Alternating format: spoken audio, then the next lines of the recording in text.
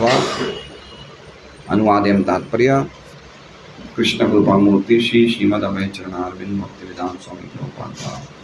सवा अयं यत् पदमत्र सूरयो जितेन्द्रिया निर्जितमातरिश्वनः पश्यन्ति भक्त्युत्कलितामलात्मना नन्वेष सत्त्वं परिमार्ष्टुमर्हति। स वो वै भगवत कृपा द्वारा अयम ये यत जो पदमत्र यहाँ वहीं भगवान श्री कृष्ण हैं सूर्य बड़े बड़े भक्तगण जितेंद्रिया जिन्होंने इंद्रियों के प्रभाव को जीत लिया है निर्जित पूर्ण रूप से संयमित मातरिश्वना जीवन पश्यन्ति देख सकते हैं भक्तिमय सेवा से उत्कलित विकसित अमल आत्मना जिनके मन पूरी तरह विमल है उनका ननु ऐशा निश्चित रूप से इसी के द्वारा सत्वम जगत अस्तित्व परिमार्ष्टुम मन को पूरी तरह स्वच्छ करने के लिए अर्हति के योग्य है। आगे जगह है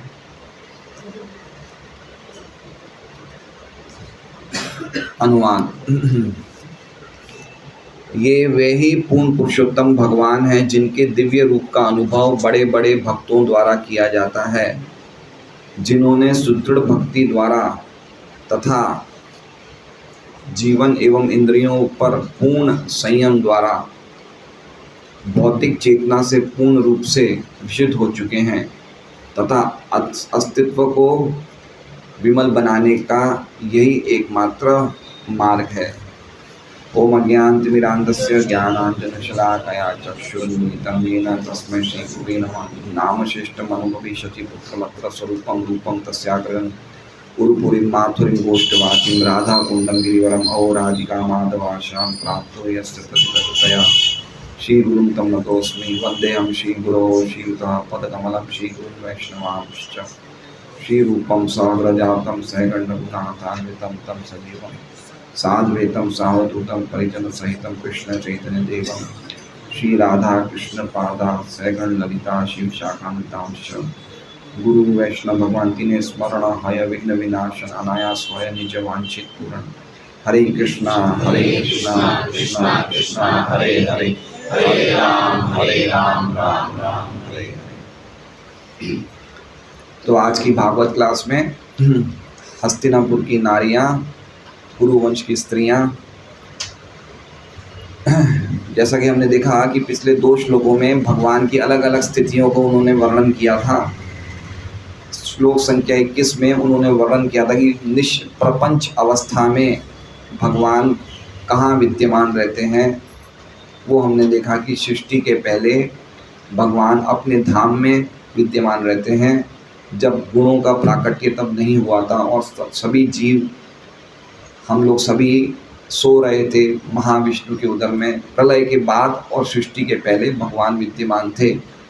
और पिछले श्लोक में हमने देखा कि किस प्रकार हमारी इच्छाओं को पूर्ति करने के लिए और हमारे कल्याण के लिए भगवान ने अपनी काल शक्ति से माया प्रकृति को प्रेरित किया और हम लोग वापस अलग अलग नाम और रूपों द्वारा वापस इस भौतिक जगत में आए। तो ये पिछला श्लोक था, वो प्रलय के पहले और सृष्टि के बाद का था।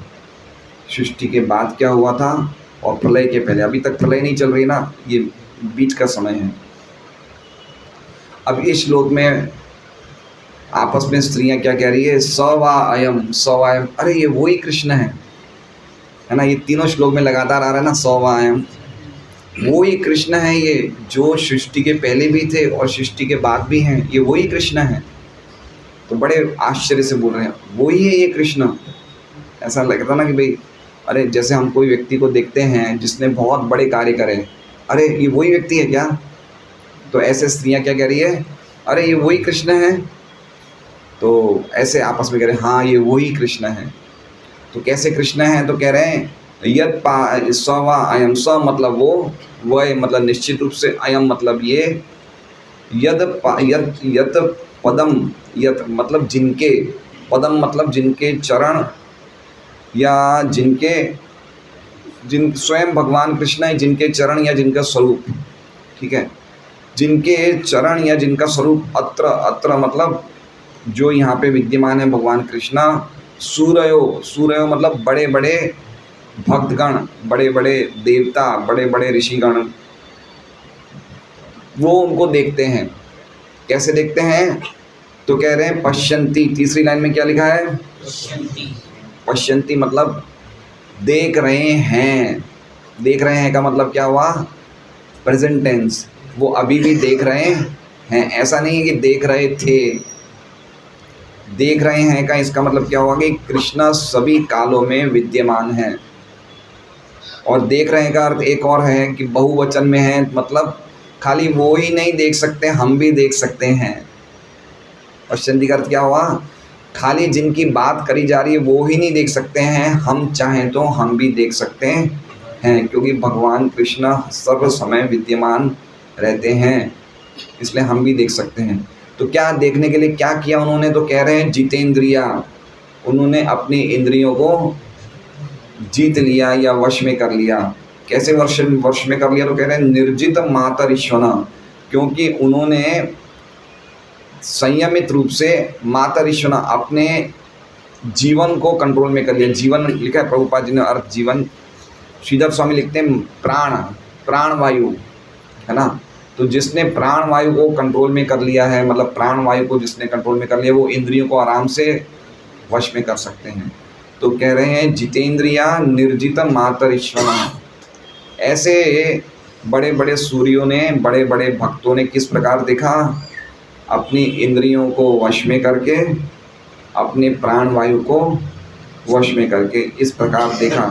तो क्या इतना काफ़ी है, बोले नहीं ये काफ़ी नहीं है। तो क्या करना चाहिए, भक्ति उत्कलित, भक्ति उत्कलित, भक्तिमय सेवा से देखा, खाली योग द्वारा नहीं देखा, खाली इंद्रियों को जीतने से और प्राण वायु को कंट्रोल करने से भगवान के दर्शन उनके नहीं हुए। कैसे हुए, भक्ति के द्वारा। और भक्ति भी कैसी, उत्कलित, उत्कलित मतलब विकसित, या फिर समझिए उत्कंठा से भरी हुई।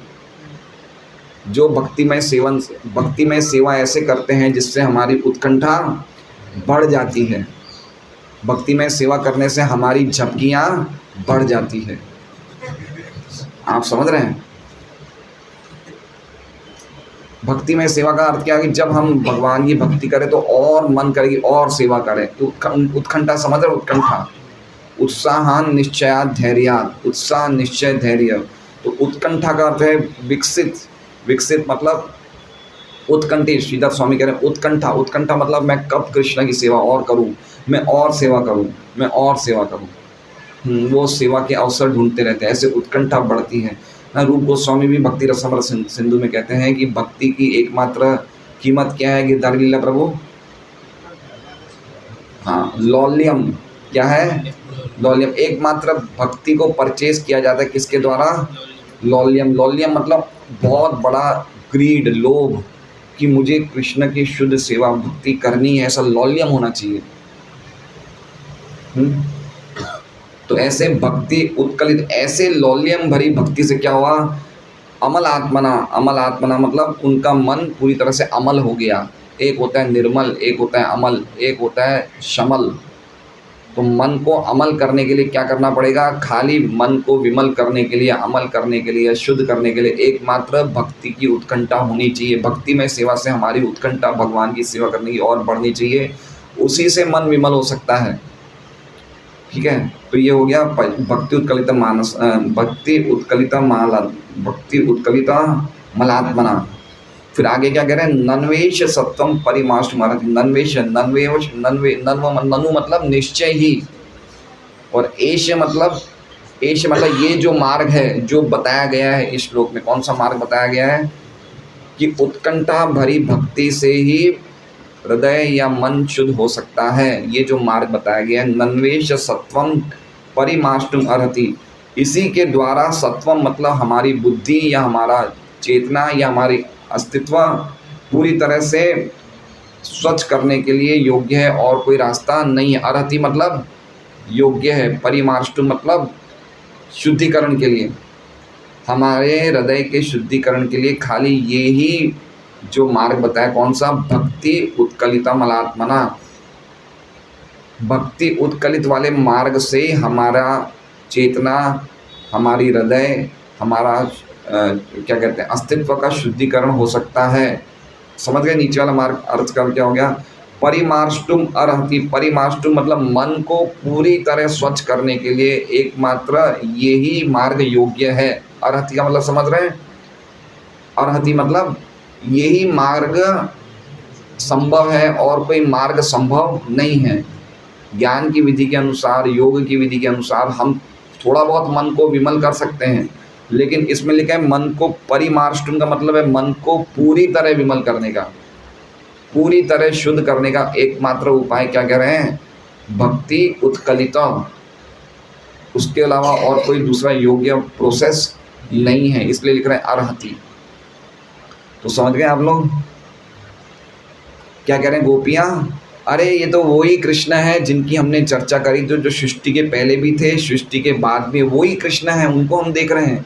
तो कैसे लोग प्राप्त करते हैं, कह रहे हैं इनको तो कोई सामान्य व्यक्ति नहीं देख सकता है। यद पादम सूर्यो, जो बड़े बड़े भक्तगण हैं वो इनको हमेशा देखते हैं, पश्यंती मतलब हमेशा देखते हैं। तो कैसे देखते, तो कह रहे हैं उन्होंने जितेंद्रिय मातरीश्वना, अपनी इंद्रियों को वश में कर लिया है, अपनी प्राणवायु को वश में कर लिया है, और सबसे बड़ी बात है उन्होंने भक्तिमय सेवा से अपनी उत्कंठा को बढ़ा दिया है, और जिसके कारण उनका मन पूरी तरह विमल हो चुका है। तो हे सखियों, हे स्त्रियों, हे रानियों, इस मार्ग के अलावा और कोई मार्ग नहीं है जो शुद्धिकरण के लिए पूरी तरह योग्य हो। समझ रहे हैं, मतलब ये श्लोक में पहले दो श्लोक में भगवान की भगवत्ता का प्रकाश किया, और इस श्लोक में कैसे उनको प्राप्त किया जाए उसका प्रकाश किया है स्त्रियों ने, कि कैसे उनको कुछ भक्त लोग अभी भी देख रहे हैं। पश्यंती मतलब अभी भी देख रहे हैं। श्रीधर स्वामी की टीका इस प्रकार है, ये भगवान के अति दुर्लभ दर्शन हमें हुए हैं, ऐसा स्त्रियां कह रही है। कैसे दर्शन हुए हैं, अति दुर्लभ, ये सामान्य व्यक्तियों को दर्शन नहीं हो सकते हैं। इसलिए वो कह रही है कि यही वो कृष्ण हैं जिनके पदम का अर्थ श्रीधर स्वामी बता रहे हैं स्वरूप या फिर चरण, जिनके स्वरूप या चरण जीत लिए गए हैं भक्तों द्वारा। कैसे, मातरीश्वा मतलब प्राण द्वारा, प्राण जिन्होंने कंट्रोल में कर लिए हैं। एक बात समझिए कि जितना हम अपनी सांसों को कंट्रोल करेंगे तो जितना हमारी इंद्रियां ना और अच्छी तरह सेवा कर सकती है, क्योंकि सांसों से ही प्राण वायु जो है उससे इंद्रियों को पावर मिलता है। हमारी जो इंद्रियां हैं ना उसे पावर कैसे मिलता है, जैसे मान लीजिए कि आप सांस आपने ली नहीं काफ़ी टाइम तक, तो आप बिल्कुल कमज़ोर पड़ जाएंगे, है ना। तो तुरंत आपको सांस लेने से वापस इंद्रियां एक्टिव हो जाती हैं। तो इसमें कह रहे हैं कि जिनने प्राणों को जीत लिया है और जिन ज्ञानियों को इंद्रियों के वश से साक्षात्कार हो गया। कैसे हुआ साक्षात्कार, तो कह रहे हैं भक्ति उत्कलित, उत्कंठा से या फिर निर्मल बुद्धि से, जिन्होंने अपनी बुद्धि को निर्मल कर दिया है। आगे कह रहे हैं भगवान सूक्ष्म बुद्धि के द्वारा ही दिखते हैं, ऐसा श्रुति कहती है कठोपनिषद, कि सूक्ष्म बुद्धि के द्वारा ही भगवान दिखते हैं, और ऐसी बुद्धि निर्मलता के कारण बनती है। और निर्मलता क्यों होती है, भगवान के कारण। इसलिए कह रहे हैं हे सखी, ये भगवान सत्व बुद्धि के कारण दिख सकते हैं, परिमाष्टुम, लेकिन ये योग के द्वारा बुद्धि शुद्ध नहीं होती, स्वयं भगवान के द्वारा ही बुद्धि शुद्ध होती है। तो जो ये शब्द है ना, नन्वेश एश, नन्वेश में दो शब्द है, ननु और एश। तो श्रीधर स्वामी एश को क्या कह रहे हैं, ये कृष्ण ही भक्ति को शुद्ध कर सकते हैं। और प्रभुपाद जी ने टीका में क्या लिखा कि ये भक्तिमय मार्ग ही बुद्धि को शुद्ध कर सकते हैं। दोनों एक जैसे ही हैं। श्रीधर स्वामी क्या कह रहे हैं, कृष्ण ही बुद्धि को शुद्ध कर सकते हैं। और प्रभुपाद जी टीका में लिख रहे हैं कि ये भक्तिमय मार्ग ही बुद्धि को शुद्ध कर सकता है। तो थोड़ा सा डिफरेंस है, लेकिन कंक्लूजन सार एक ही है।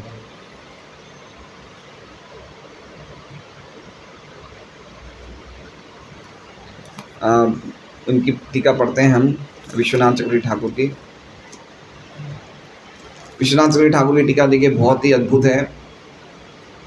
आपस में स्त्रियां बात कर रही है कि हमने जो पहले 2 श्लोक में चर्चा करी थी वो तो पुरुष अवतारों की करी थी। किन की करी थी? पुरुष अवतार थे ना, महाविष्णु थे, उनकी चर्चा करी हमने, ठीक है। तो हमने तो कृष्ण की तो चर्चा करी नहीं थी, कृष्ण तो थे ही नहीं, वो कृष्ण तो ये है जो हम देख रहे हैं।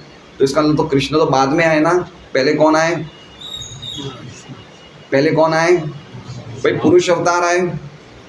अभी उस टाइम हमने कृष्ण को नहीं देखा, हमने किन को देखा? पुरुष अवतार को देखा, जो श्लोक में चर्चा करी। कृष्ण तो वैसे नहीं लगते, लेकिन अब तो हमें कृष्ण दिख रहे हैं। तो कृष्ण कब दिखते हैं? तो कह रहे हैं द्वापर युग के 28वें चतुर्युग में वैवस्वत मनवंतर के कृष्ण ब्रह्मा जी के एक दिन में आते हैं। ये सही है, लेकिन इसका मतलब ये नहीं समझना चाहिए कि पहले विष्णु थे अभी कृष्ण थे, ऐसा मत समझिए। कह रहे हैं कृष्ण की लीलाएं जो हैं वो सनातन हैं, वो नित्य है, वो खाली भक्ति के द्वारा ही दिखती है। ऐसा मत समझिए कि कृष्ण की लीला सृष्टि के पहले नहीं थी। सृष्टि के पहले भी भगवान कृष्ण की लीलाएं थी, सनातन थी, लेकिन भक्ति के द्वारा ही वो दिखती है। जैसे अभी भी भगवान की लीलाएं हैं ना, अभी चल रही ना भगवान की लीलाएं। अब किसको दिखेगी? जो भक्ति में अपने आप को बहुत ज़्यादा पदम अत्र सूरयो, जो बड़े बड़े भक्तगण हैं, जिन्होंने अपने हृदय का टेलीविज़न क्लियर कर दिया है, उसे दिख जाएंगे। हमारा टेलीविज़न, हम कहते हैं ना, पहले वो था ना, छतों पे एंटीना लगाते थे, फिर वो टीवी में डिस्टर्बेंस आता था तो एंटीना जाके हिलाते थे ऐसे ऐसे। तो अभी हमारे एंटीना सब बिगड़े हुए हैं, तो हमें नहीं दिख रही है टेलीविज़न, पिक्चर नहीं दिख रही। लेकिन जैसे ही हमारा हृदय का टेलीविज़न क्लियर हो जाएगा, हमें दिख जाएंगे। भगवान की लीला तो नित्य चल रही है, ऐसा नहीं कि उस टाइम नहीं थी इस टाइम है, ऐसा नहीं है, हमेशा चलती है। और जिनके हृदय में भक्ति है वो उनको हमेशा देखते हैं। पश्यंती का अर्थ है, 2 अर्थ हैं। एक तो हमेशा देखते हैं, पश्यंती प्रेजेंट टेंस में हमेशा देखते हैं। दूसरा खाली एक व्यक्ति को देखने का वो नहीं है, कोई भी देख सकता है, ठीक है। 2 अर्थ है पश्यंती के।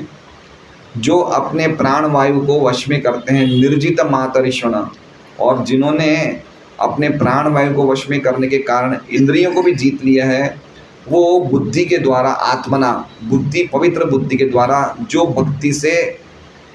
भक्ति से उत्कंठित हो गई है, उसके द्वारा भगवान के चरण कमल यानी कि पदम देख सकते हैं। देख रहे हैं, बहुत अच्छा अर्थ बताया विश्वनाथ चक्रवर्ती ठाकुर ने। जिन्होंने अपने प्राण वायु को वश में कर दिया है, ठीक है। तो लिखे निर्जित मातरिश्वना, लिखे निर्जित मतलब जीतना, और मातरिश्वना मतलब प्राण वायु। एक शब्द का अर्थ मिला हमें, निर्जिता मातरिश्वना। और जिन्होंने अपनी इंद्रियों को जीत लिया है, कहाँ लिखा है वो? जितेंद्रिय। कैसे जीत लिया? क्योंकि उन्होंने अपने प्राण वायु को कंट्रोल कर दिया। निर्जित मातरिश्वना के कारण जितेंद्रिय हो गए, समझ गए? जितेंद्रिय ऐसे नहीं हो सकते, जो योगी होते हैं उनको पहले प्राण वायु कंट्रोल करना पड़ता है तो जितेंद्रिय बनते हैं। तो जिन्होंने अपने प्राण वायु को कंट्रोल कर दिया है वो बन गए जितेंद्रिय। और उन्होंने कैसे कर पाए ये? क्योंकि उन्होंने अपनी बुद्धि पवित्र कर ली। कहाँ लिखा है? अमल आत्मना, लिखा है अमल आत्मना। तो कैसे बुद्धि पवित्र हुई? क्योंकि भक्ति के द्वारा उत्कंठित थी। तो मेन कॉज क्या है? उत्कंठित भक्ति। उत्कंठित भक्ति थी तो क्या हुआ? बुद्धि पवित्र हुई। बुद्धि पवित्र होने से क्या हुआ? लाइफ एयर कंट्रोल हुई, प्राणवायु कंट्रोल हुई। प्राणवायु कंट्रोल होने से क्या हुआ? इंद्रियां कंट्रोल में आ गई। पूरा सीक्वेंस बता दी विश्वनाथ चक्रवर्ती ठाकुर ने।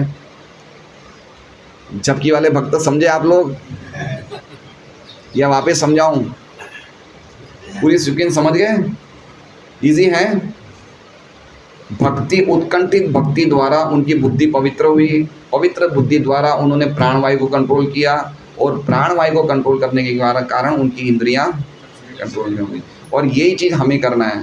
हम अगर डायरेक्ट हम मतलब अपने प्राण वायु को या अपनी इंद्रियों को कंट्रोल करने जाएंगे तो हम फेल हो जाएंगे, लेकिन भक्ति के द्वारा अपने आप ही हम प्राणायाम में भी सफल हो जाएंगे और इंद्रियों को कंट्रोल करने में भी सफल हो जाएंगे। हम देखेंगे बाद में, ये बोलते हैं विश्वनाथ चक्रवर्ती ठाकुर। चूंकि इंद्रियां प्राण वायु पे आश्रित है, इसलिए अगर कोई प्राण वायु को कंट्रोल करता है तो इंद्रियों को भी कंट्रोल कर सकता है। अब आगे श्रुति कहती है दृश्यते तु अग्रया बुद्धिया, भगवान देखे जाते हैं तीव्र बुद्धि के द्वारा। कैसे देखे जाते हैं? अब देखिए ये चीज़ है तीव्र, तीव्र मतलब उत्कंठा, उत्कंठा होनी चाहिए, मुझे कृष्ण को देखना है, मुझे शुद्ध भक्ति करनी है, ये उत्कंठा होनी चाहिए। इस पर प्रभुपाद जी एक बहुत अच्छा शब्द कहेंगे, उनके तात्पर्य तब हम पढ़ेंगे। अगली चीज वो समझाते हैं स्त्रियां कि ये पवित्र का भगवान ही बुद्धि की पवित्रता के कारण है। कहाँ लिख रहा है ये? कहाँ लिखा हुआ है? भगवान ही बुद्धि की पवित्रता के कारण। कहाँ लिखा है? एष सत्वम परिमार्ष्टुम अर्हति। ठीक है, निश्चय रूप से यही वही है और कोई नहीं है। समझ रहे हैं आप बात को? हम जब हरे कृष्ण महामंत्र बोलते हैं या भागवत सुनते हैं तो हृदय में कौन बैठे हैं? कौन बैठे हैं? कृष्ण। तो हमारे हृदय की सफाई कौन कर रहे हैं? वही कर रहे हैं ना, और तो कोई नहीं बैठी। हृदय में काम वाली तो नहीं बैठी है, तो सफाई कौन कर रहे हैं? जो बैठा है हृदय में वही करेगा ना सफाई। हमारे घर में अगर मान लो पार्वती नाम की काम वाली आ रही तो वही करेगी ना सफाई, दूसरे घर की काम वाली तो करेगी नहीं ना। तो कहाँ बैठे हैं कृष्णा? हृदय में। हम क्या कर रहे हैं? हम खाली उनके बारे में सुन रहे हैं। तो कौन कर रहे हैं हमारी बुद्धि की सफाई? कृष्ण कर रहे हैं। हमें क्या करना है? सुनने का काम हमारा है, सफाई करने का काम कृष्ण कृपा से करते हैं। समझ रहे हैं बात को? इसलिए लिखा है नन्मेष सत्यम। विश्वनाथ चक्रवर्ती ठाकुर और श्रीधर स्वामी दोनों कह रहे हैं कि ये कृष्ण ही बुद्धि को पूरी तरह से बुद्धि को साफ करने के योग्य खाली कृष्ण ही है और कोई नहीं है।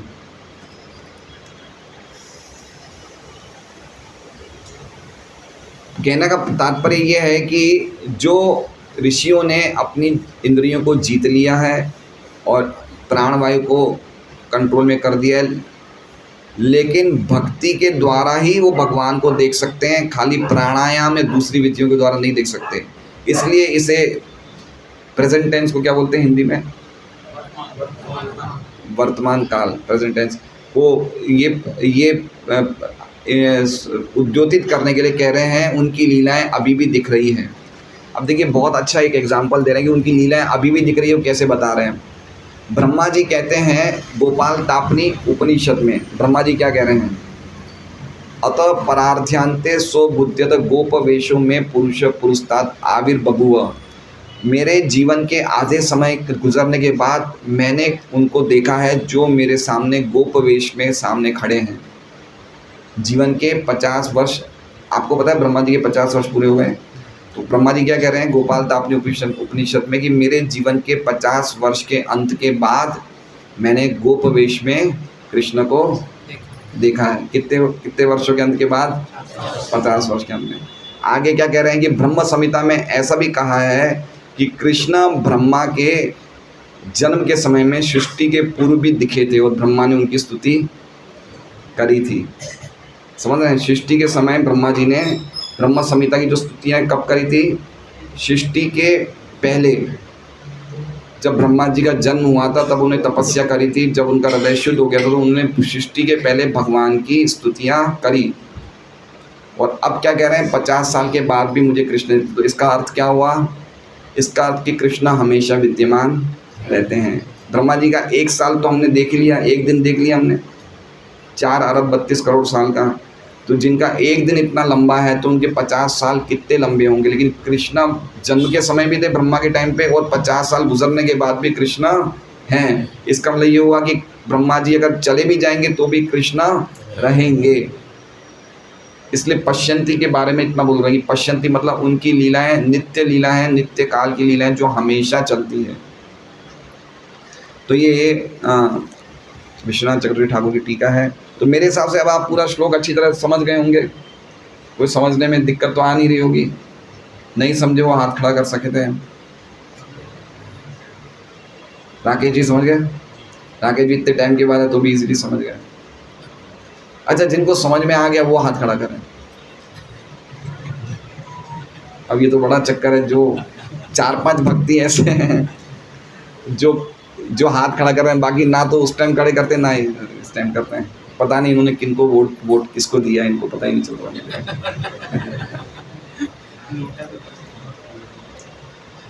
थोड़ा सा आचमनी से पानी दीजिए ना।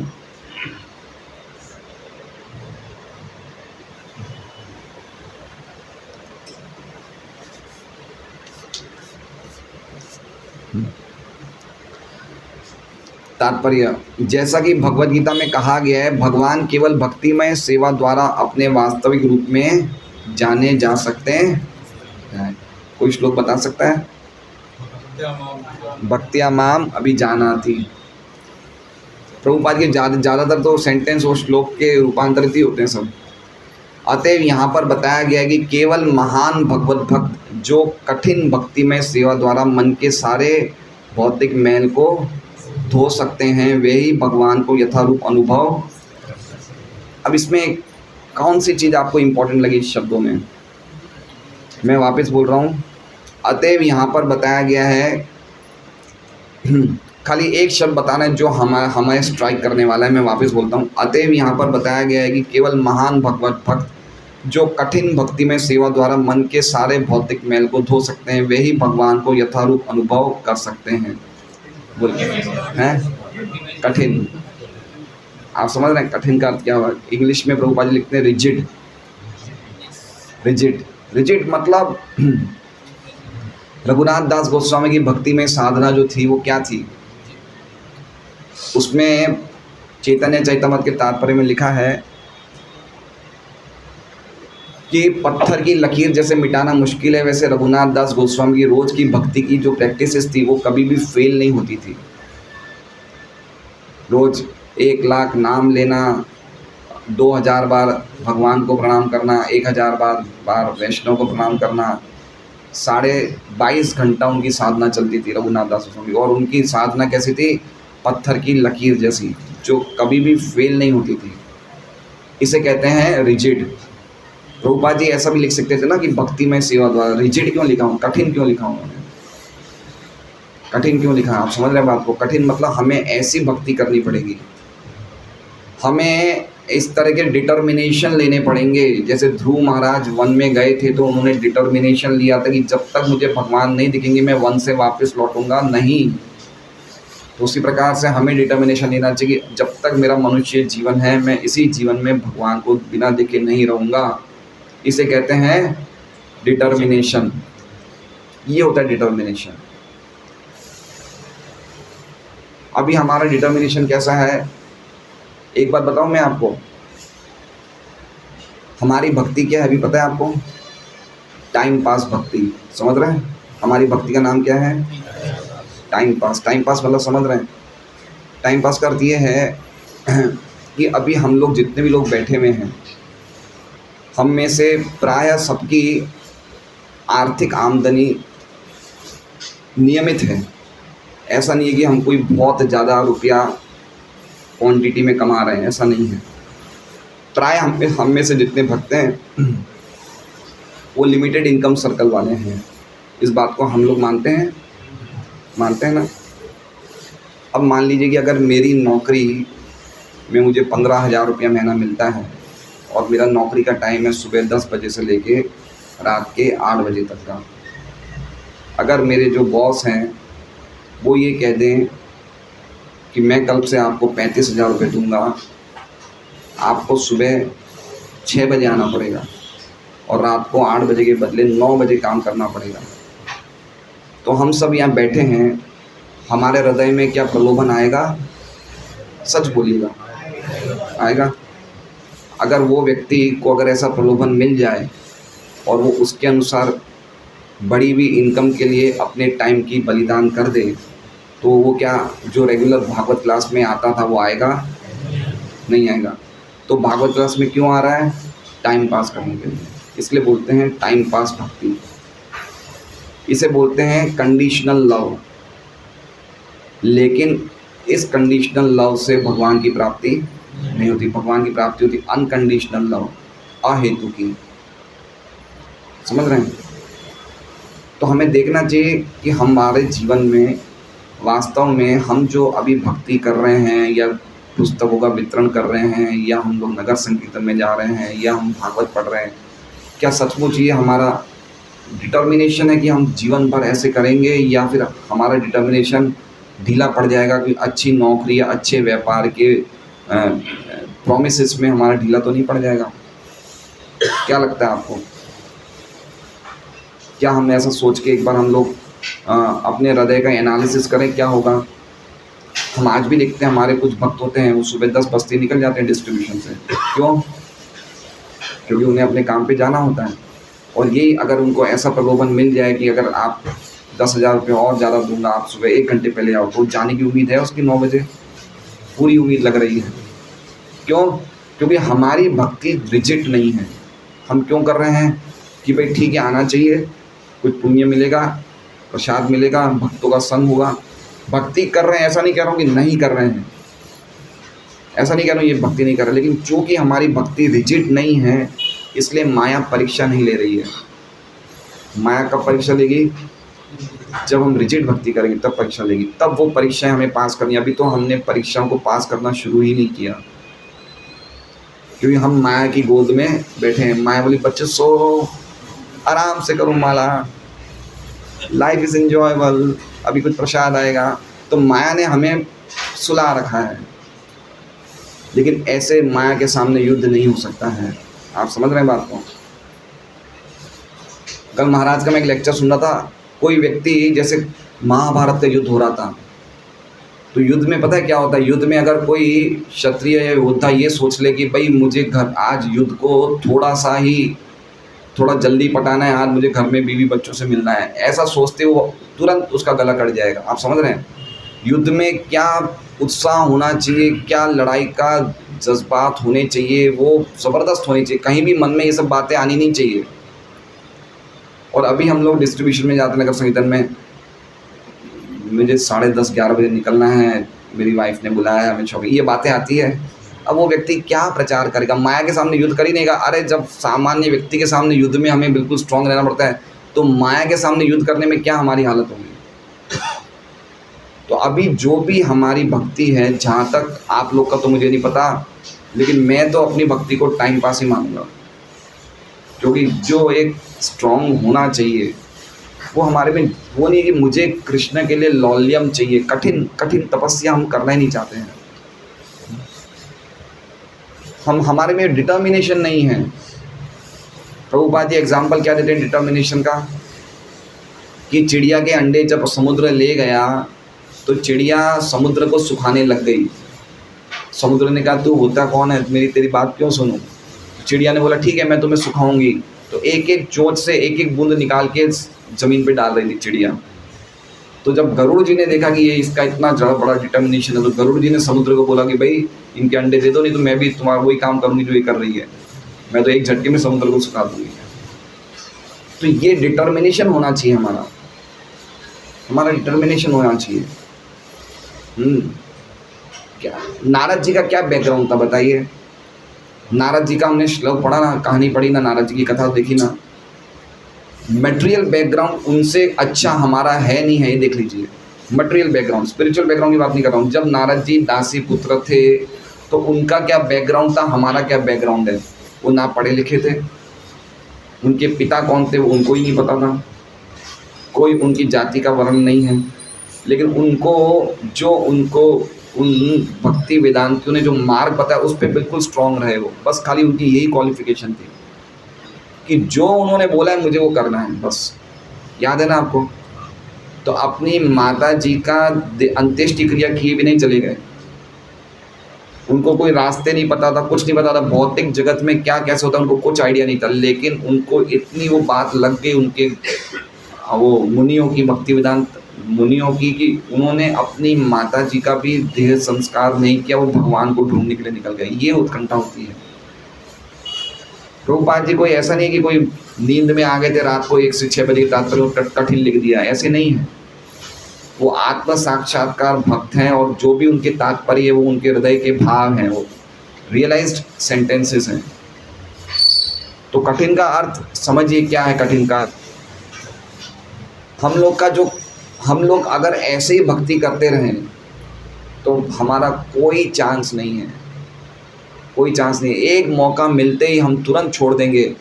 हम क्या सोचेंगे, अरे मुझे सुबह 6 बजे की नौकरी में 20,000 मिल रहे हैं, बढ़ रहे हैं, 8 बजे के बदले कितने बजे जाऊँ मैं? तो हम फिर अपने प्लानिंग करेंगे, 2 घंटा में छुप छाप के दुकान पे माला कर दूंगा। तो हम क्या करते हैं, हम ये चाहते कि वो भी नहीं जाए और ये भी नहीं जाए। सही बात है, हमारी ये स्टेज है। अच्छा है, मिल रहे हैं, 10 साल कमा लूँगा तो अपने पास रहेगा तो आके काम आएगा। ये भावनाएं आ सकती है हमारे हृदय में। आज भी कितने लोग घर में भक्ति माला नहीं करते, पूरी दुकान पे जाके करते। कुछ लोग ऐसे हैं। तो हम लोग क्या करेंगे कि वहाँ जाके भक्ति करेंगे, लेकिन फिर हमारी भक्ति ढंग से होगी नहीं, क्योंकि हमारा शरीर के अंदर भौतिक मटेरियल पोटेंसी ज़्यादा वर्क करेगी, स्पिरिचुअल पोटेंसी कम हो जाएगी। व्यक्ति प्यार लहसुन खाएगा तो मुंह में से किसकी, अमृत की चंदन की सुगंध आएगी क्या? प्यार लहसुन की आएगी ना। तो हम जितना भौतिक शक्ति में रहेंगे, भौतिक शक्ति प्रभाव करेगी, हमारी आध्यात्मिक शक्ति कमज़ोर हो जाएगी। हमारा एनर्जी, हमारा टाइम सब भौतिक कार्य में लग रहा है, हम स्पिरिचुअल पोटेंसी वीक हो जाएगी। धीरे धीरे धीरे हम बिल्कुल ढीले पड़ जाएंगे और वापस एक सामान्य व्यक्ति के स्तर पे आ जाएंगे कुछ समय के बाद। इसलिए कठिन शब्द बहुत इंपॉर्टेंट है। कठिन शब्द हमें डिटरमाइन होना चाहिए कि मैं आज से 3:30 बजे उठूँगा, 4 बजे उठूँगा तो उठूँगा ही। 16 माला 7:30 पहले पूरी करना तो करना ही है। डिस्ट्रीब्यूशन में जाना है तो जाना ही है। भागवतम रोज़ आधा घंटा पढ़ना है तो पढ़ना ही। इसे डिटर्मिनेशन बोलते हैं। लेकिन ये हमारा ढीला पड़ जाता है। कुछ समय के लिए हम करते हैं, कुछ समय नहीं करते, फिर वापस करते हैं। ऐसा हम करते हैं। इतना ही डिटर्मिनेशन कर ले कि भाई हम क्लास के टाइम झपकी नहीं लेंगे, ये भी डिटर्मिनेशन है। क्यों? ये सब डिटर्मिनेशन है। इसे और किसे बोलते हैं? डिटर्मिनेशन का क्या होता है? डिटरमाइन रहना चाहिए ना। तो कैसे होगा बताइए? यहाँ पे तो लिख रहे हैं कि बड़े बड़े भक्तगण देखते हैं, महान भगवत भक्त। तो हम तो उस कैटेगरी में दूर दूर तक नहीं हैं। महान भगवत भक्त तो भगवान तो ऐसे लोगों को दिखते हैं। प्रेमांजन छुरित भक्ति विलोचन न संत सदैव हृदयेषु, सदैव देखते हैं भगवान को। तो इसलिए थोड़ा सा ये बहुत ही अटेंशन वाला पॉइंट है। कठिन भक्ति में सेवा, कठिन कठिन कठिन कठिन कठिन, हार्ड। और ऐसे हमें कुछ भक्तों का याद रखना चाहिए। जो हमें ऐसे कोई भक्त दिखे तो उनको हमें हमेशा, मुझे याद है बहुत साल पहले, 15 साल पहले की बात है, एक बार बिलीमोरा के भक्त थे। उनका नाम शायद बलवंत भाई था, दीक्षित नाम मुझे नहीं पता। उनको लेक्चर सुनने का इतनी आदत थी कि उस टाइम मेरे हिसाब से 15 साल पहले तो शायद स्मार्टफोन नहीं आए थे ना। वो चलते थे, क्या कहते हैं, वॉकी टॉकी, वो क्या बोलते हैं, टेप रिकॉर्डर, जो नहीं, पेजर नहीं, वो जो घूमने वाले, वो वॉकमैन। हाँ, वॉकमैन। तो उनके पास वॉकमैन था, वो ईयरफोन था, वो हमेशा लेक्चर सुनते थे। तो उनकी झाड़ू मारने की सेवा होती थी ना, तो भी वो क्या सुनते थे, झाड़ू मारते मारते कान में लगा दिया प्रभुपाद जी का लेक्चर, उनके गुरु महाराज का लेक्चर, कुछ ना कुछ सुनना चालू था उनका। इसे कहते हैं डिटर्मिनेशन। हम देखते हैं हमारे कितने भक्त हैं, प्रसाद लेते टाइम इधर उधर की बातें करते हैं। यही डिटर्मिनेशन ले ले कि मैं प्रसाद लेते टाइम खाली 5 मिनट लेक्चर सुनूंगा। सबके पास स्मार्टफोन है, 5 मिनट लेक्चर सुन ले। उस तो डिटर्मिनेशन लेना पड़ेगा ना। हमारा एक एक काल वेस्ट हो रहा है, अव्यर्थ कालत्व। भक्तों की ये ड्यूटी होनी चाहिए, उनका not to waste a moment, एक क्षण भी नहीं वेस्ट करना है। हम तो कितना टाइम वेस्ट करते हैं। तो एक कठिन शब्द बहुत इंपॉर्टेंट है।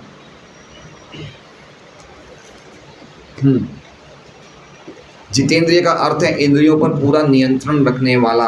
इंद्रियां शरीर के सक्रिय अंग हैं और उनके कार्यों को रोक पाना संभव नहीं है। क्या लिख रहे हैं? सक्रिय अंग हैं, एक्टिव ऑर्गन्स। इनको खूब भगाओ, खूब सेवा करो, खूब भागो, खूब मंगल आरती में जाओ, खूब मंदिर में सेवा करो। सक्रिय अंग को ऐसे ही लगा सकते हैं। खाने की मनाही नहीं है, खूब प्रसाद लीजिए अच्छी तरह, लेकिन जहाँ तक हमारे एक्टिव ऑर्गन्स हैं, उन्हें एक्टिव ऑर्गन्स है तो उन्हें काम में लगाना पड़ेगा, है ना। एक्टिव ऑर्गन्स का मतलब क्या है कि हमारी मन को, इंद्रियों को तो लगाना ही लगाना, लेकिन साथ में जो हमें स्थूल शरीर मिला है, तो हाथ पैर जो कुछ भी है, हर एक चीज़ भगवान की सेवा में एक्टिवली लगनी चाहिए। कोई भी चीज़ को सक्रिय मत छोड़ो, कोई भी चीज़ को मतलब उसको एनर्जी, पूरी एनर्जी लगाओ, पूरी एनर्जी लगाओ। हम डिस्ट्रीब्यूशन भी करें तो हमारा पूरा आउटपुट निकलना चाहिए, पूरा निकलना चाहिए, रिसोर्सेज पूरे निकलने चाहिए। ऐसा नहीं कि वो सामने वाला ले ही नहीं रहा है तो क्या करूँ, चल भाई तू एक तो ले ले, कुछ तो ले, नहीं लेते तो हम चले जाते। समझाइए उसे, लीजिए लीजिए, कुछ हमें हमें बाहर निकालना पड़ेगा, कुछ देना पड़ेगा हमें कृष्ण की सेवा में।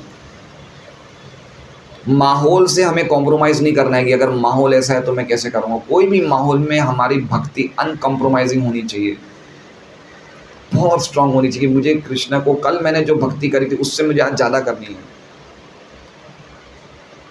है ना। हम लोग बच्चे स्कूल में पढ़ते ना, मेरे 50% है तो इस बार मैं डिस्टिंक्शन मार्क्स लाऊंगा। तो जब तक हमारे मन में ऐसा नहीं होगी हमें भक्ति ज़्यादा करनी, तो हमारी भक्ति ज़्यादा नहीं होगी, कम हो जाएगी।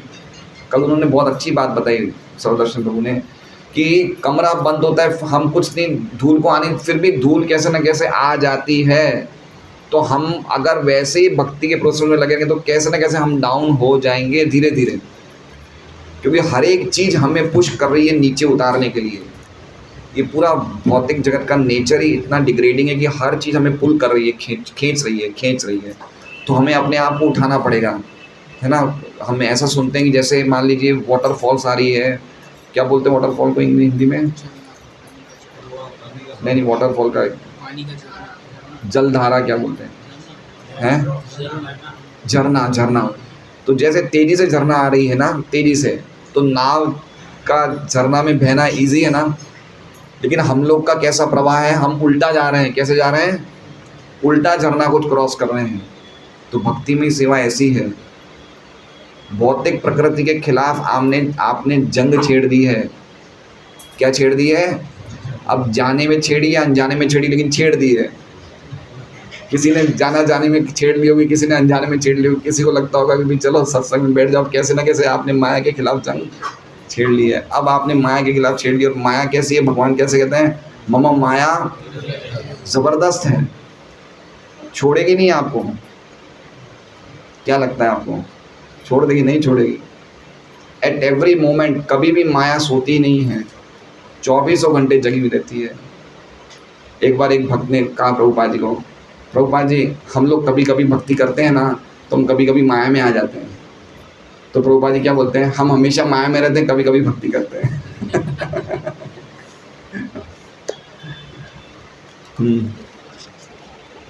इंद्रियों को निष्क्रिय बनाने के लिए योग के कृत्रिम साधन सर्वथा निष्फल सिद्ध हुए हैं। यहाँ तक कि विश्वामित्र मुनि जैसे महान योगी सरीखे के प्रसंग में भी विश्वामित्र मुनि ने योगिक समाधि के द्वारा इंद्रियों को वश में कर रखा था, किंतु जब उनकी भेंट मेनका स्वर्ग की अप्सरा से हो गई तो वे काम के शिकार हो गए और उनकी इंद्रियों को वश में करने में उनकी कृत्रिम विधि विफल हो गई। पायल की झंकार, एक गाना है। बताइए, विश्वामित्र मुनि ने 60,000 ईयर्स तपस्या करी और खाली मेनका जी के पायल से पहले सुना, फिर मेनका को देखा और सबकी सब इंद्रियों में फेल हो गए। और यहीं पे हमारा सामने दूसरा एग्जाम्पल किनका? हरिदास ठाकुर का, है ना। हरिदास ठाकुर के सामने 2 बार ऐसे केसेस आए। एक बार एक वैश्या ने उनको विचलित करना चाहा और एक बार स्वयं माया देवी आई। आपको लगता है, क्या लगता है माया देवी किस रूप में आई? आपको पता है?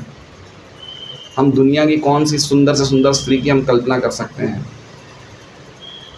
दुनिया की बात छोड़िए, अभी तो हमारी जो घरवालियाँ हैं वो ठीक हैं, अगर कभी कोई स्वर्ग से अप्सरा आ गई ना तो हम पागल हो जाएंगे। आप समझ रहे हैं? अप्सरा को कभी देखा नहीं है हमने। बड़े बड़े ऋषिगणों का ब्रह्मचार्य नाश हो जाता है खाली अप्सरा को देखने मात्र से। अभी तक तो हमने ऐसी सुंदरता देखी नहीं है। अब हम मान लीजिए अगर 16 माला कर रहे हैं और अप्सरा आ गई तो क्या करेंगे हम? बताइए। क्या करेंगे? मान लीजिए हम कंट्रोल कर भी लिया हमने, लेकिन हृदय में तो भावना रहेगी ना। रहेगी ना, लेकिन हरिदास ठाकुर के हृदय में भी भावना नहीं थी। ये होता है उनकी भक्ति का डिवोशनल। माया को बोल रहे हैं, माया देवी को बोले मुझे जप करने दीजिए, मैं जप कर रहा हूँ, आप बैठिए, तो माया देवी भी उनको विचलित नहीं कर पाई। माया ने बोला कि मैंने शिव जी और ब्रह्मा जी को भी विचलित कर लिया, कि मैं तुम्हें विचलित नहीं कर पाई, तो तुम मुझे दीक्षित करो हरे कृष्ण महामंत्र में। तो माया को हरिदास ठाकुर ने दीक्षित किया। बोले मुझे राम का मंत्र मिला लेकिन हरे कृष्ण महामंत्र का नहीं, तो हरे कृष्ण महामंत्र में आप मुझे दीक्षित करेंगे, तो हरिदास ठाकुर ने दीक्षित किया। तो आप समझ रहे हैं, इसे कहते हैं हमने तो अभी कुछ, हम तो अभी गए नहीं ऊंचे के लोगों में, हम तो यहीं, हम तो एक कचरे के डब्बे में पड़े हैं और वहीं पे हमें सब, एक ये मेरी घरवाली ये अच्छी, देखिए तो सही बाहर की दुनिया में कैसे कैसे प्रलोभन होते, और ये सब प्रलोभन आएंगे हमारे जीवन में। कृष्णा के पास जाना इतना ईजी नहीं है। माया हर स्टेज पे हमें टेस्ट करेगी, फिर कृष्ण का एंट्रेंस मिलेगा।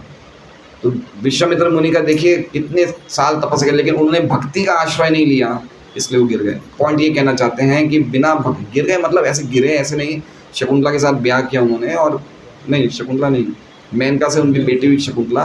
मतलब पॉइंट ये है कि विचलित हो जाना बड़े बड़े योगी से भी संभव है अगर वो भक्ति का आश्रय नहीं लेते हैं। इसलिए कृत्रिम रूप से कंट्रोल करने का कोई मतलब नहीं है। हरे कृष्णा कृष्णा कृष्णा हरे हरे, हरे राम राम राम हरे हरे।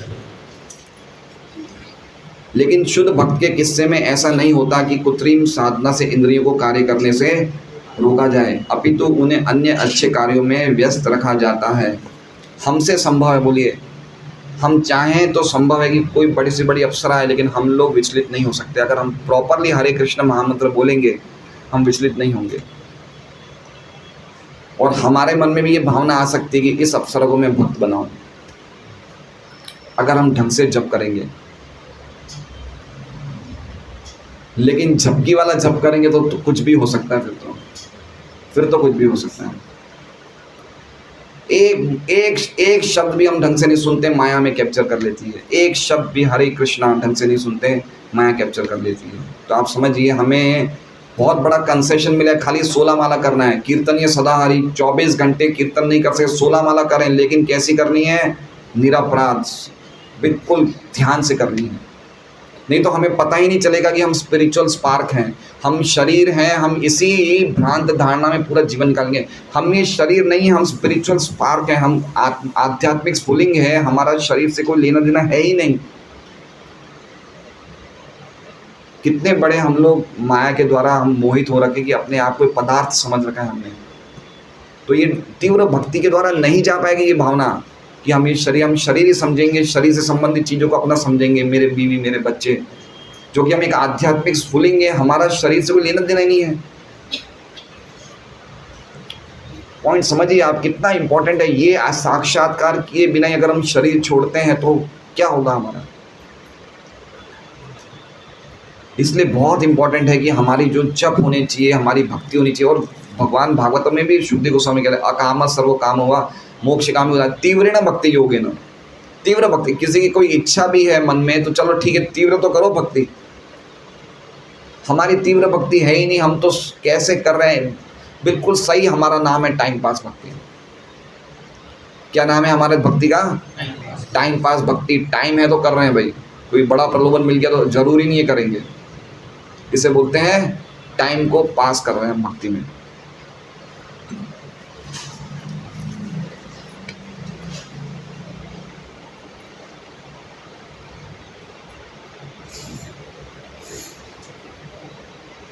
लेकिन शुद्ध भक्त के किस्से में ऐसा नहीं होता कि कृत्रिम साधनों से इंद्रियों को कार्य करने से रोका जाए, अपितु उन्हें अन्य अच्छे कार्यों में व्यस्त रखा जाए। जब इंद्रियां अधिक आकर्षक कार्यों में लग जाती है तो किन्हीं निकृष्ट कार्यों के प्रति उनके उन्मुख होने की संभावना नहीं रह जाती है। भगवद गीता में कहा गया कि इंद्रियों को अच्छे कार्यों में लगाने की ही द्वारा ही वश में रखा जा सकता है। कहा गया है, कौन सा श्लोक है? प्रभुपाद जी के देखिए काफ़ी सेंटेंस तो श्लोक पे आधारित होते हैं। इंद्रियां अधिक आकर्षक कार्यों में लग जाती है तो निकृष्ट कार्यों के प्रति कौन सा श्लोक है बताइए? विषया विनिवर्तन्ते निराहार सिद्धेन रसवर्तन सोप्य से परम दृष्ट्वा निवर्तते। कि मन में विषयों की इच्छा है लेकिन हमने कंट्रोल किया, उससे नहीं चलेगा। कोई ऊंची स्वाद में लगेंगे तो अपने आप ही हल्का स्वाद जाता रहेगा। तो कृष्ण भक्ति के स्वाद में अपने आप ही इंद्रिय तृप्ति का स्वाद खत्म हो जाएगा। ऐसे खाली रोकने से मतलब नहीं है ना। जैसे आपके घर में एक जहरीला सांप है, आपको सांप से डर लगा तो आपने सांप को पिंजरे में बांध दिया, लेकिन पिंजरा खोलते हो तो डसेगा ही डसेगा, तो जहर तो अंदर है ही है।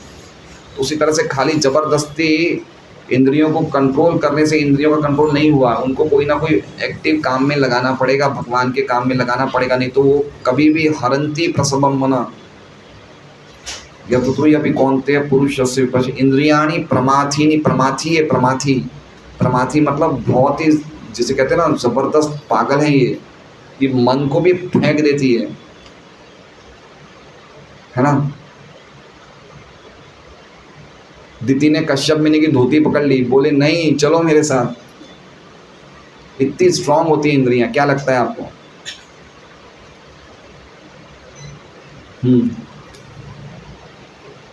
भगवत गीता में कहा गया है कि इंद्रियों को अच्छे कार्यों में लगाने के ही द्वारा ही वश में रखा जा सकता है। भक्ति की अनिवार्यता है कि इंद्रियों को विमल किया जाए या भक्ति में सेवा में लगाया जाए। भक्ति की अनिवार्यता, अनिवार्यता मतलब कंपलसरी है ये कि अगर हम भक्ति कर रहे हैं तो इंद्रियों को भक्ति की, भगवान की सेवा में लगना चाहिए। हम अपने आप को भक्त मान रहे हैं लेकिन सेवा में नहीं लगा रहे तो हम भक्ति में नहीं लगे हैं। इसमें लिखा है भक्ति की अनिवार्यता, अनिवार्यता मतलब कंपलसरी है, ये ऑप्शनल नहीं है। भगवान की सेवा में जो कुछ भी किया जाता है वो उनकी भौतिक प्रकृति से तुरंत ही पवित्र, भौतिक प्रकृति मतलब समझ रहे हैं, हमने भोजन बनाया, भगवान को भोग लगाया तो उसकी भौतिक प्रकृति जो था वो निकल गया। पैसा कमाया, भगवान की सेवा में लगाया तो जो उसका पैसे का जो भौतिक प्रकृति थी वो निकल गई। शरीर भगवान की सेवा में लगाते तो शरीर का जो भौतिकपना था वो निकल गया। तो कोई भी चीज़ भगवान की सेवा में लगाने से उसकी भौतिक स्वभाव निकल जाएगा, वो आध्यात्मिक स्वभाव को अटेन कर लेगा। जैसे माइक है, ये माइक अब हम भगवान की सेवा में लगा रहे हैं तो ये आध्यात्मिक है, ये इसका भौतिक स्वभाव अब ये भौतिक नहीं है, ठीक है। तो इस प्रकार से प्रभुपाद जी बोलना चाहते हैं कि कोई भी वस्तु जो है उसको स्पिरिचुअली, हमें उसको स्पिरिचुअल नेचर कर सकते हैं अगर उसे भगवान की सेवा में लगा दें। भौतिक धारणा अज्ञान के कारण ही है। बहुत ज़बरदस्त सेंटेंस है, क्या है?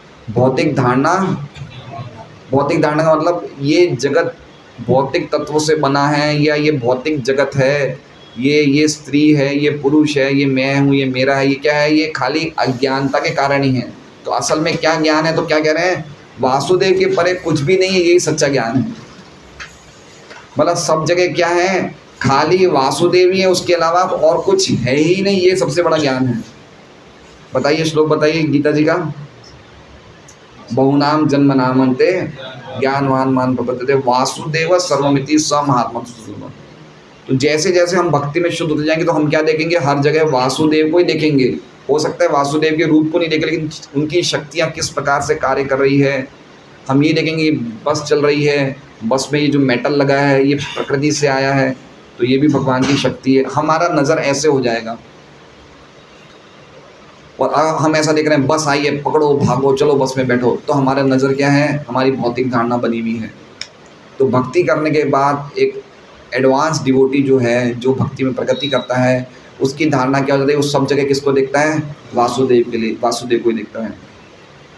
ग्रहणशील इंद्रियों के दीर्घकालीन अभ्यास से ही विद्वान के हृदय में धीरे धीरे वासुदेव अनुभूति जागृत होती है। ये वही श्लोक है, बहुनाम जन्म नामन्ते, बहुत जन्मों के बाद वो समझ पाता है कि सब कुछ वासुदेव है। लेकिन वासुदेव ही सब कुछ है ऐसा स्वीकार करने के ज्ञान में इस विधि का समापन होता है। भक्ति में, सेवा में ये विधि शुरुआत से स्वीकार की जाती है। अब देखिए ज्ञान और भक्ति का डिफरेंस आ गया। कोई व्यक्ति निर्विशेषवादी है या कोई व्यक्ति ज्ञान के खोज में है, उसे पहले नहीं पता चलता है, लेकिन धीरे धीरे बहुत जन्मों के बाद पता चलता है कि भगवान ही सब कारणों के कारण है। और भक्ति में सबसे पहला चीज़ ही क्या है? कि हम भगवान को स्वीकार कर लेते हैं। प्रभुपाद जी क्या कह रहे हैं? भक्ति में, सेवा में ये विधि शुरुआत से स्वीकार की जाती है। मतलब हर एक को पता है ना कृष्ण ही सब कुछ है, इतना तो हमें पता है, तो शुरुआत से हमने स्वीकार कर लिया। अभी हम भक्ति में बहुत ज़्यादा प्रगत नहीं हुए हैं, लेकिन हमने ये तो स्वीकार कर लिया कि कृष्ण भगवान है। तो जो व्यक्ति, कितने लोगों को पता है आप बताइए?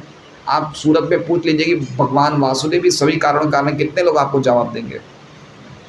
खाली जो डिवोटीज है वही जवाब देंगे, बाकी कुछ लोग देंगे लेकिन उनकी गिनती कितनी है? परसेंटेज के हिसाब से 1% भी नहीं होगी। 70-80 लाख की आबादी है, 70-80 लाख में कितना हुआ 1%? 70,000 हुआ। 70-80 हज़ार लोग बोल देंगे आपको लगता है? नहीं बोल पाएंगे, मुझे लगता नहीं बोल पाएंगे। हमने एक घर में अभी गए थे हम लोग अक्षय तृतीया के दिन, एक घर में हमने बहुत बुक डिस्ट्रीब्यूशन में गए थे संगीनी वेदांता में, VIP रोड में। तो उनकी माता जी सुबह 11 बजे लड्डू गोपाल की पूजा कर रहे थे। अब भाई हर घर में तो जब वो नहाते हैं तभी करते हैं, ऐसा ही होता है, टाइम तो कोई होता नहीं है। तो लड्डू गोपाल के पास में एक साईं बाबा की फ़ोटो वो पड़ी थी, मिट्टी की, वो साईं बाबा की वो मूर्ति भी नहीं बोलना चाहिए उसको, पुतला ही बोलना चाहिए।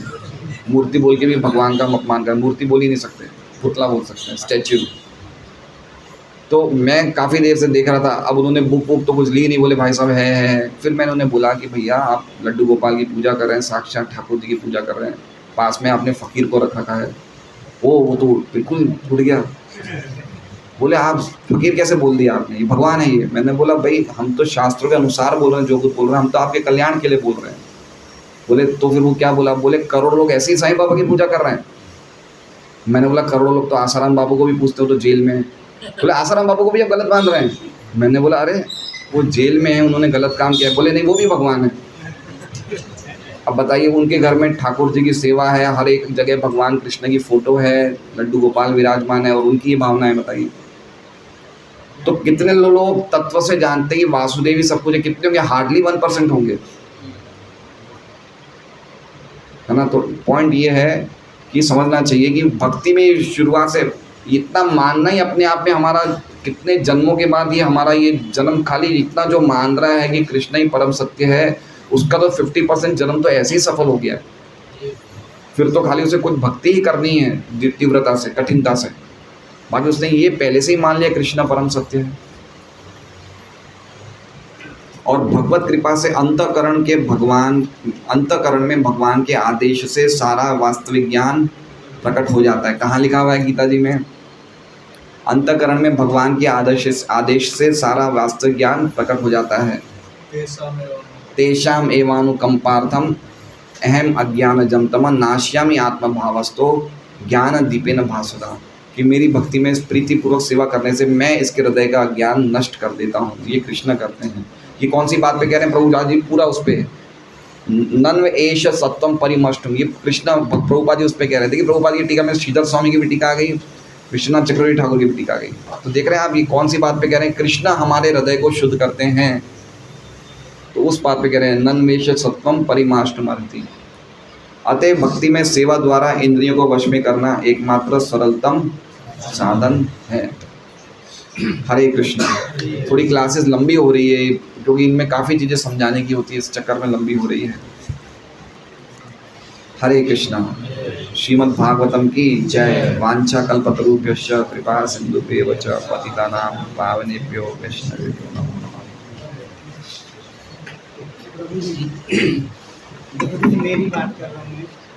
महीने में कभी कभी मैं रोज 4 बजे उठता हूँ। कभी कभी 1-2 बार ऐसा हो जाता है कि कभी 5 भी बज जाता है, कभी 5:30 भी बज जाता है। उठने का दिन ही नहीं होता। दिल नहीं होता है वो तो गलत है। नहीं मतलब उठने का मन होता है लेकिन वो बिस्तर में पड़े रहना, ऐसा उठ ही नहीं पाता।